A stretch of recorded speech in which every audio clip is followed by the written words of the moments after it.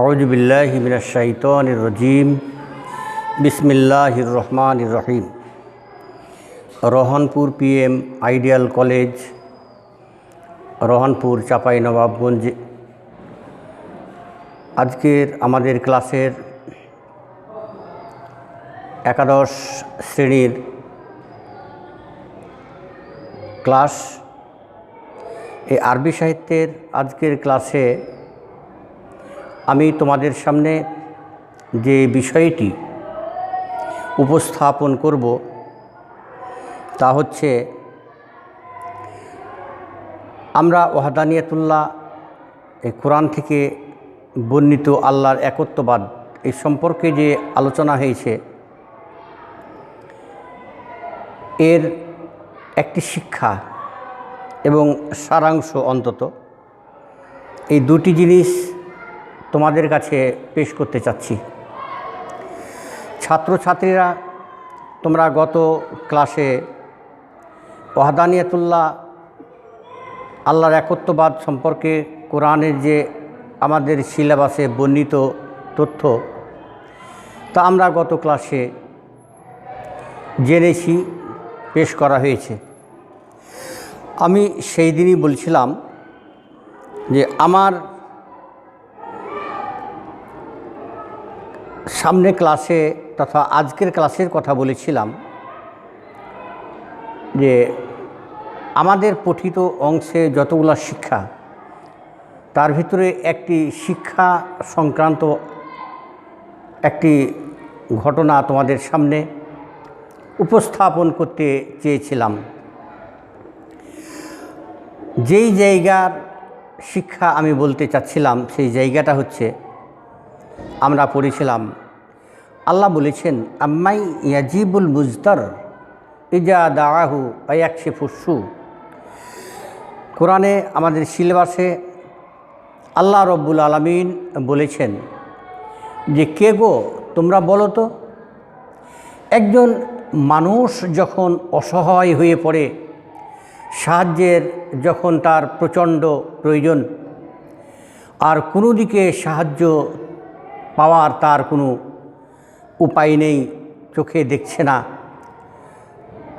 ব্রেনে যেন, চোখে যেন সরষা ফুল তাকাচ্ছে, দেখছে, এই আতঙ্কময় মুহূর্তে মানুষ যখন আল্লাহকে ডাকে, আল্লাহ রব্বুল আলামিন ছাড়া সেই কঠিন মুহূর্তে কে মানুষ তোমাদেরকে, কে ওই বিপদ থেকে বাঁচায়?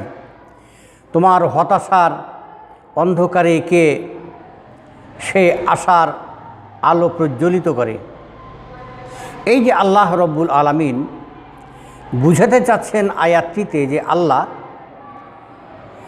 আল্লাহ মানুষকে বিপদে, আপদে, দুঃখে, বেদনায় সাহায্য করে থাকেন। আল্লাহকে ডাকলে আল্লাহ বিপদ থেকে তরিয়ে থাকেন। এটি এক আল্লাহর কাজ। অন্য কেউ বিপদ থেকেও রক্ষা করতে পারে না মানুষকে। এমন কোনো সত্তা, এমন কোনো অস্তিত্ব পৃথিবীর মাঝে নেই যেই সত্তা, যেই এক্সিস্ট্যান্ট মানুষের বিপদ থেকে রক্ষা করতে পারে। বিপদ থেকে রক্ষা করার ক্ষেত্রে, এই উলুহিয়াতের ক্ষেত্রে আল্লাহ একক, আল্লাহর কোনো শরিক নেই। আদরের ছাত্রছাত্রীরা, আমি আল্লাহর এই কথাটি যে কত বাস্তব, আমি তোমাদের উপলব্ধির জন্য একটি তাহলে গল্প বলি, তাহলে তোমরা এখান থেকে শিক্ষা পাবে, তোমাদের উপলব্ধিটা সহজ হবে, তোমাদের জ্ঞানের পরিধিটা বৃদ্ধি পাবে। এই জন্য আমি একটা তোমাদের গল্প তাহলে বলি। এই আয়াতটার প্রেক্ষিতেই, আয়াতটার সমন্বয়েই ঘটনাটি মিলে যায়। তা হচ্ছে এই, জনৈক কুলি, ওই বেচারার একটি মাত্র গাধা ছিল। গাধাতে চড়ে যেত দূরের এক বাজার, বাজার থেকে কিছু মাল সামানা কিনে আনতো। যেই মালগুলা নিজের এলাকায় বিক্রি করলে তার প্রফিট হবে, লাভ হবে। আর এভাবেই দূর বাজার থেকে মালগুলা কিনে এনে নিজের এলাকার বাজারে বিক্রি করে যে লাভ হতো, এটা দিয়েই তার জীবনের প্রতিপাদ ঘটত, তার সংসারটা কাটত, চলত। নিত্যদিনের মতো চলে যাচ্ছে একদিন। পথিমধ্যে একজন খোড়া লোকের সাথে তার সাক্ষাৎ। জিজ্ঞেস করলো, আবেদন জানালো খোড়া যে ভাই কোথায় যাবেন? তো বলল যে আমি অমুক বাজার যাব। খোড়া বলল, ভাই আমিও তো সেখানেই যেতে চাই, কিন্তু আমি খোড়া মানুষ, আমি প্রতিবন্ধী। আপনি যদি আপনার এই গাধার পিঠে আমার একটু নিয়ে নিতেন তাহলে আমার উপকার হতো, ওখানে পৌঁছা সহজ হতো। গরিব বেচারা, কুলি বেচারা, সহজ সরল দেশের মানুষ চিন্তাই করলো যে হ্যাঁ উঠে নেওয়া যাক, তার উপকারটা তো হবে। সাথে উঠিয়ে নিল, পিছনে বসে গেল। দুইজন গাধার পিঠে চড়েই চলে যাচ্ছে। সামনে রাস্তা ডিভাইডেড হয়েছে, দুই ভাগে ভাগ। একটা রাস্তার ডান দিকে, একটা বাম দিকে যাচ্ছে।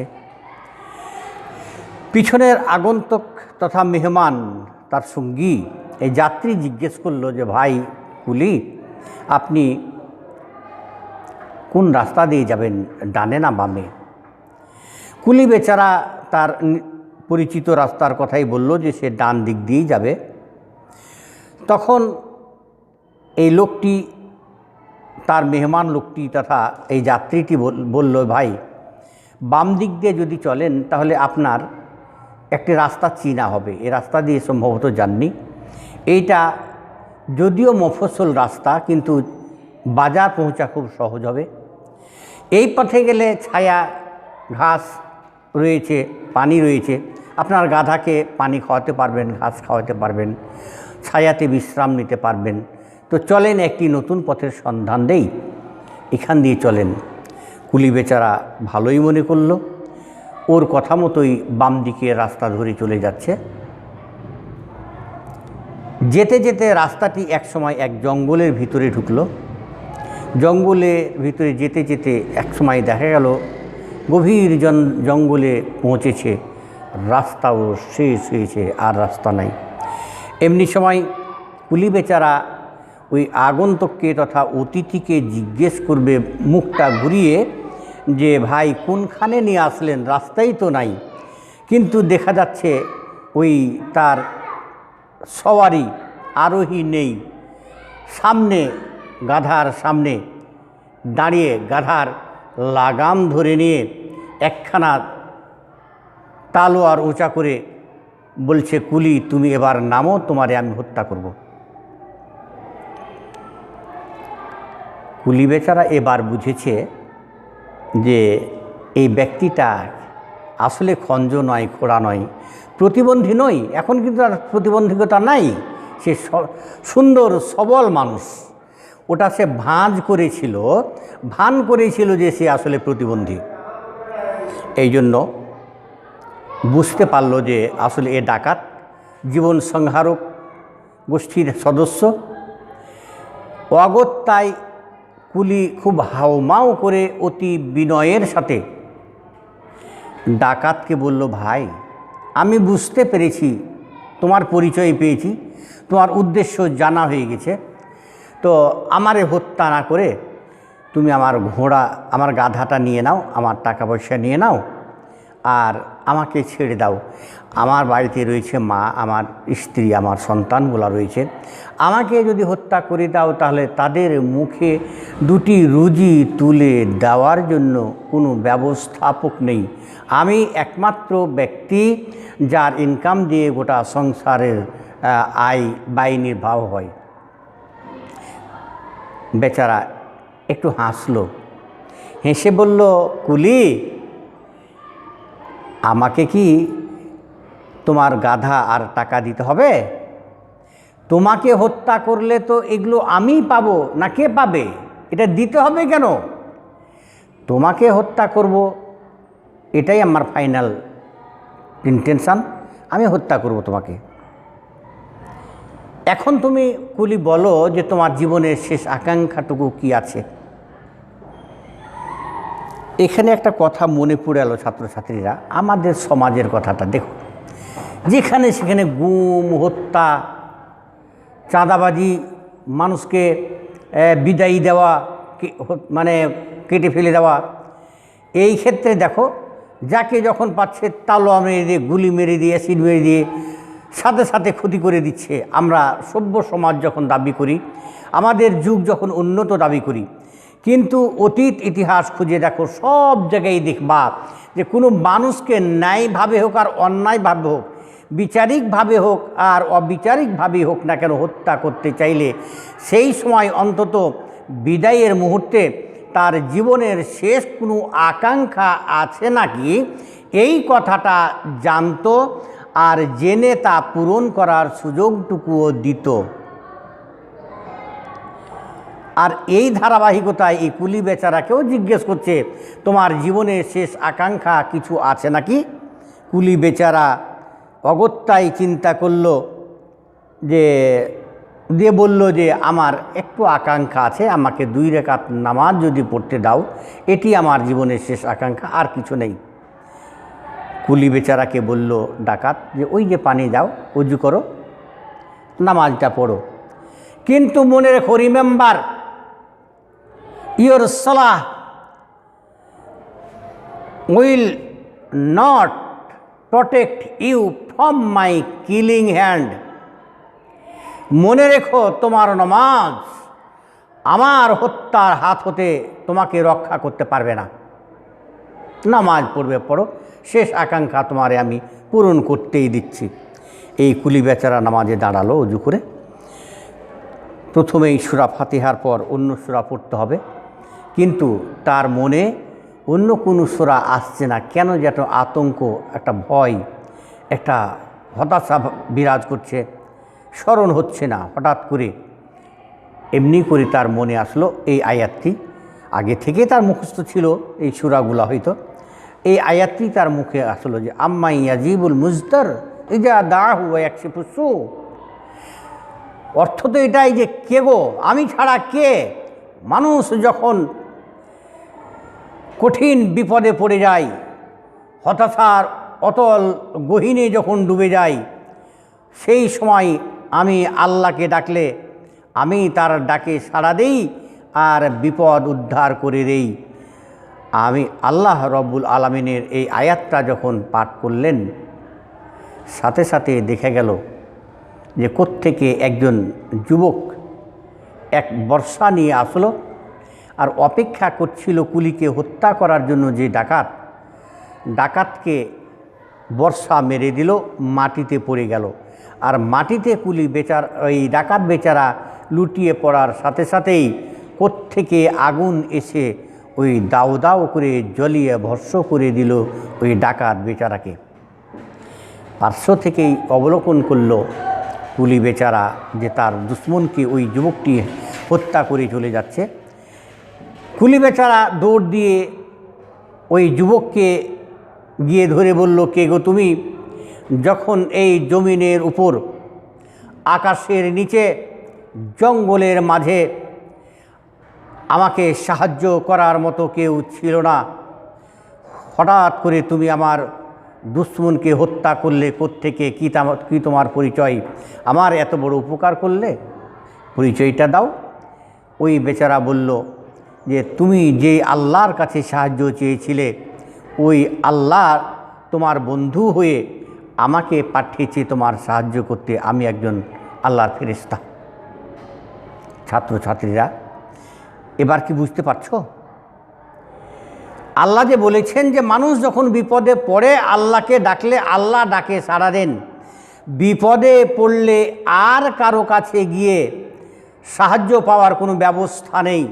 যেমন অনেকেই ওই মুশরিকরা মনে করে লাত দেবতার কাছে, হবল দেবতার কাছে, ওজ্জা দেবতার কাছে গিয়ে হয়তো সাহায্য চাইলে বিপদে উদ্ধার করবে।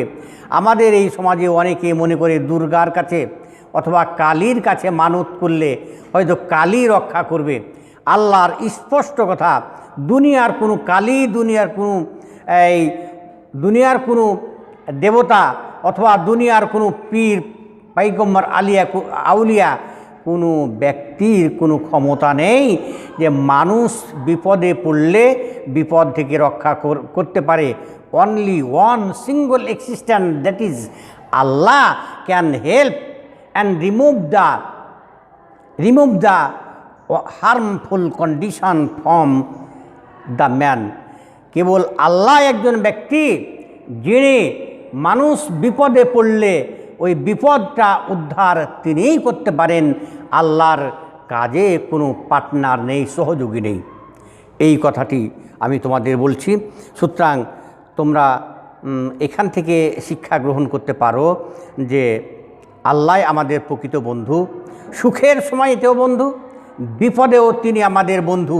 সুখ তিনিই দিবেন, তার কাছে সুখ চাইতে হবে। বিপদে পড়লে বিপদ থেকে উদ্ধারও তার কাছ থেকেই নিতে হবে। শুধু দুনিয়ার নয়, আখিরাতের জিন্দেগিতেও সুখের কামনা তার কাছ থেকে করতে হবে। আর আখিরাতের বিপদ থেকে তার কাছ থেকেই মুক্তি পাওয়ার জন্য আমাদের ফরিয়াদ করতে হবে, ভূমিকা রাখতে হবে।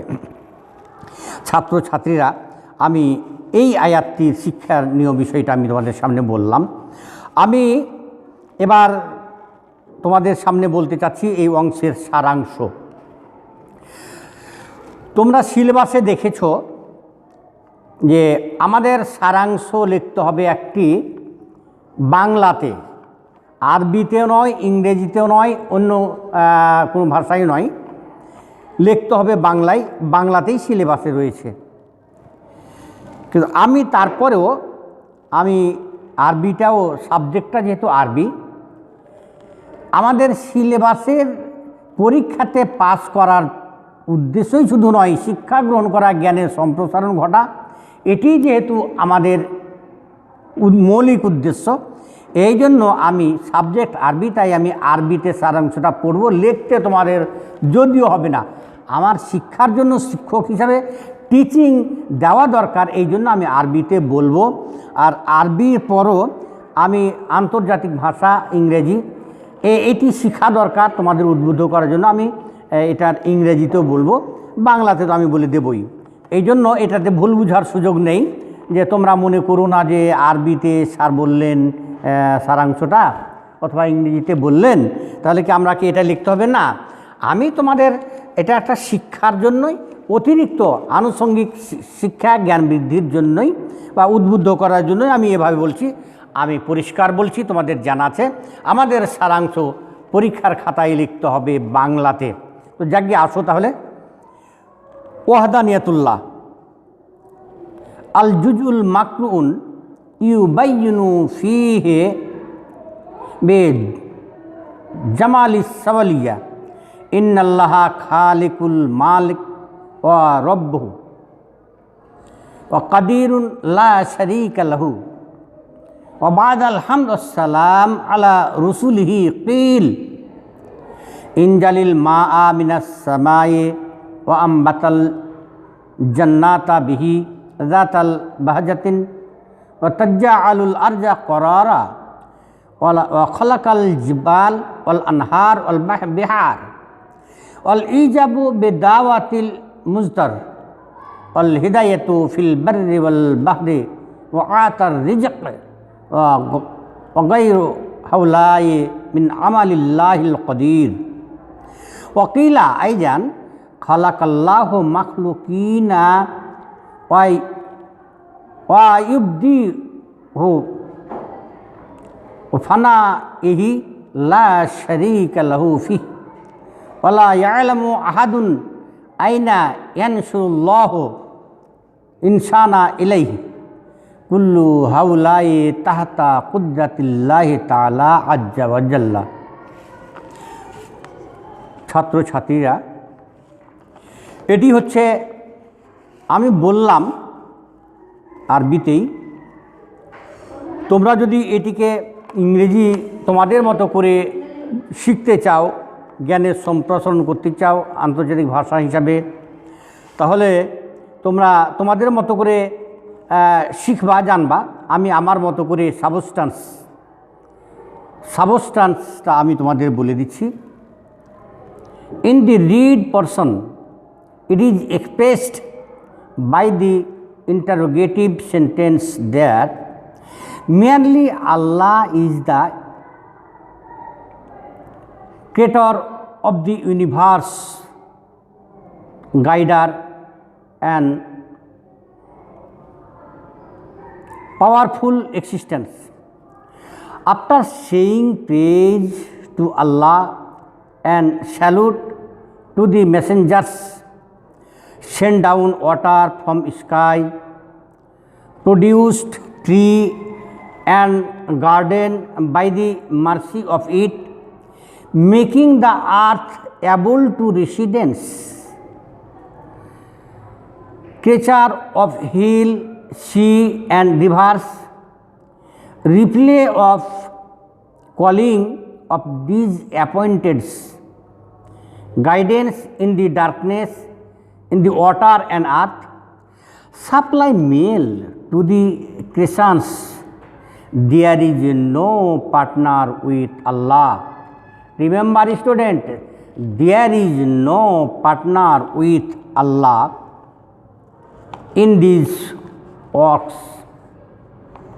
It is understood clearly. Then it is said mere that only Allah started creation and none but He will destroy it.